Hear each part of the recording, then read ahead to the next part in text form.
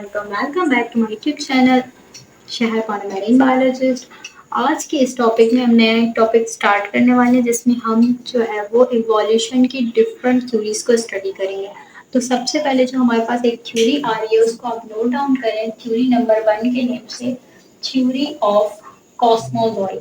Cosmozoic जैसे कि आप ये वर्ड देख रहे हैं कॉस्मो यानी कि कोई प्लेनेट से रिलेटेड चीज हो रही है। प्लेनेट यानी जितने भी सोलर सिस्टम के प्लैनेट्स होंगे उनसे रिलेटेड कुछ हम स्टडी कर रहे हैं। अब इस थ्योरी को हम थ्योरी ऑफ पेंसपर्मिया भी कहते हैं।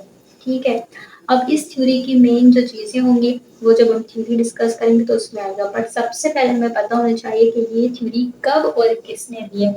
So that this theory was proposed by यानी कि जिस साइंटिस्ट ने इस थ्योरी को पोस्टुलेट किया वो साइंटिस्ट थे रिचर्ड, और इन्होंने किया था 1865 यानी कि 1865 के अंदर इन्होंने थ्योरी ऑफ कॉस्मोजॉइक जो है वो पोस्टुलेट की।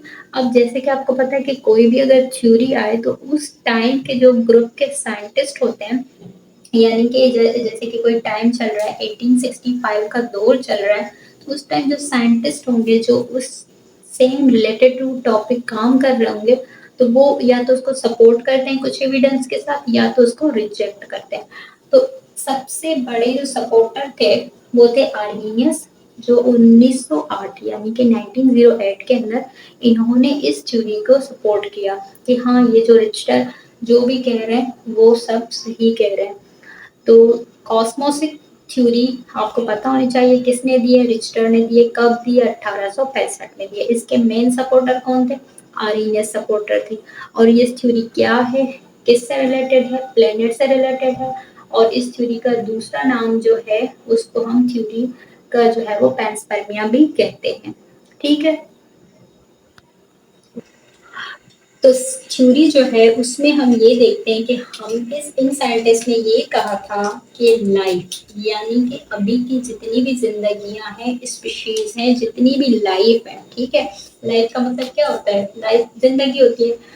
तो वो लाइफ जो है वो एक प्लेनेट, सपोज करें कि हमारे पास ये अर्थ है, ब्लू कलर का हमारा अर्थ होता है, तो अर्थ के आसपास डिफरेंट जो है वो क्या होते हैं? प्लैनेट्स होते हैं।